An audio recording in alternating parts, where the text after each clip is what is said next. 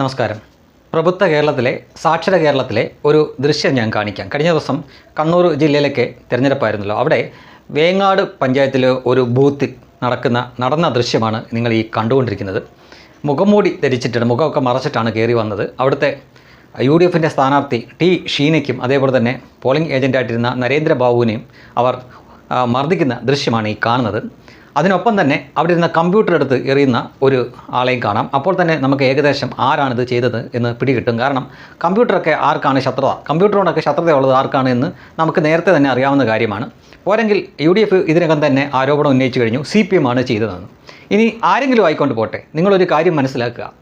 ഏതാനും ആഴ്ചകൾക്ക് മുമ്പാണ് ബീഹാറിൽ തെരഞ്ഞെടുപ്പ് കഴിഞ്ഞത്. അതും ഈ പഞ്ചായത്ത് തെരഞ്ഞെടുപ്പിനേക്കാൾ പ്രാധാന്യമുള്ള നിയമസഭാ തെരഞ്ഞെടുപ്പാണ് അവിടെ കഴിഞ്ഞത്.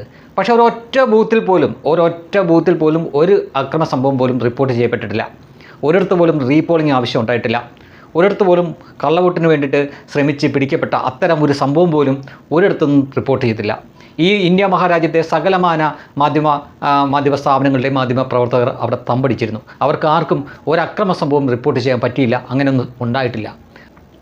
അങ്ങനെ ഒരു സമയത്ത് ബീഹാറിനെ പറ്റി പറഞ്ഞുകൊണ്ടിരുന്ന സകല പഴികളും ഒരൊറ്റ തെരഞ്ഞെടുപ്പോടെ അവർ കഴുകിക്കളയുന്നൊരു കാഴ്ച നമ്മൾ കണ്ടു.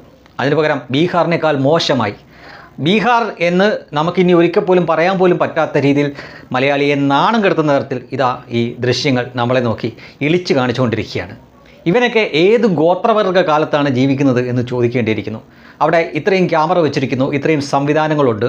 എന്നിട്ടും പോളിംഗ് ബൂത്തിനകത്ത് കയറി ആ സ്ഥാനാർത്ഥിയെയും പോളിംഗ് ഏജൻറ്റിനെയും ഇങ്ങനെ മർദ്ദിക്കണമെങ്കിൽ അതത്ര വിവരം കെട്ട പാർട്ടിക്കാരുടെ കൂടെ ഉള്ളവന്മാരായിരിക്കും, ഉറപ്പാണ്. ഏതെങ്കിലും പാർട്ടി ഗ്രാമത്തിൽ ജനിച്ച് വളർന്ന് പുറം ലോകം കാണാത്ത കൈരളിയും ദേശാഭിമാനിയും മാത്രം വായിച്ച് കിടക്കുന്ന വെറും ഉണ്ണാക്കന്മാരായിട്ടുള്ളവർക്ക് മാത്രമേ ഇതുപോലെ മൃഗീയമായ രീതിയിൽ പെരുമാറാൻ പറ്റൂ. ഇവനൊന്നും ഞാൻ ഉറച്ചു വിശ്വസിക്കുന്ന ഒരു കാര്യമുണ്ട്. ഞാനൊരു മുൻ കമ്മ്യൂണിസ്റ്റുകാരനാണ്. എന്നാൽ തന്നെ എനിക്ക് എൻ്റെ നാട്ടിൽ നടന്ന കാര്യങ്ങളൊക്കെ അറിയാം. ഒരാൾ തന്നെ 7ഉം 8ഉം കള്ളവോട്ട് ചെയ്തിട്ടുണ്ട്, ചെയ്യാൻ കൂട്ടുനിന്നിട്ടുള്ള ഒരു വ്യക്തി എന്ന നിലയിൽ എനിക്കറിയാം.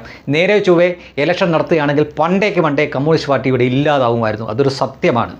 ഇപ്പോഴും ഈ കഴിഞ്ഞ തെരഞ്ഞെടുപ്പിലും ചെയ്യാവുന്നതിൻ്റെ പരമാവധി കള്ളത്തരങ്ങൾ അവർ ചെയ്തിട്ടുണ്ട്. അവർ ചെയ്യുക മാത്രമല്ല, മറ്റ് എതിരാളികളുടെ ആളുകളെ കൊണ്ട് വോട്ട് ചെയ്യിക്കാതിരിക്കാനും അവർ പരമാവധി നോക്കും. ഒരുപാട് സ്ഥലങ്ങളിൽ അവർ വോട്ട് വെട്ടിയിട്ടുണ്ട്.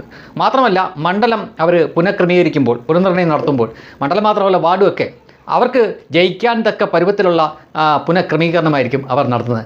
നേരെ ചൊവ്വയാണെങ്കിൽ പണ്ടേ ഒരു 20 വർഷം മുമ്പേ കമ്മ്യൂണിസം ഇവിടെ തീരേണ്ടതാണ്. അവർ കള്ളം കാണിച്ച് തന്നെയാണ് ഇപ്പോഴും പിടിച്ചു നിൽക്കുന്നത്. കള്ളം കാണിച്ചും കയ്യൂക്ക് കൊണ്ടും അധികാരം കിട്ടിക്കഴിഞ്ഞാൽ അതിൻ്റെ കയ്യൂക്കും കൊണ്ടും മാത്രം നിൽക്കുന്ന ഒരു വൃത്തികെട്ട പാർട്ടിയാണ് കമ്മ്യൂണിസ്റ്റ് പാർട്ടി. അല്ലെങ്കിൽ ഈ 2025 എന്ന നടപ്പ് വർഷത്തിൽ പോലും ഇത്രയും CCTVയും ഇത്രയും സോഷ്യൽ മീഡിയ ഉള്ള കാലത്ത് പോലും ഇങ്ങനെ ഒരു തെമ്മാടിത്തരം കാണിക്കണമെങ്കിൽ ആ പാർട്ടിയുടെ പേര് CPM എന്ന് തന്നെയായിരിക്കണം.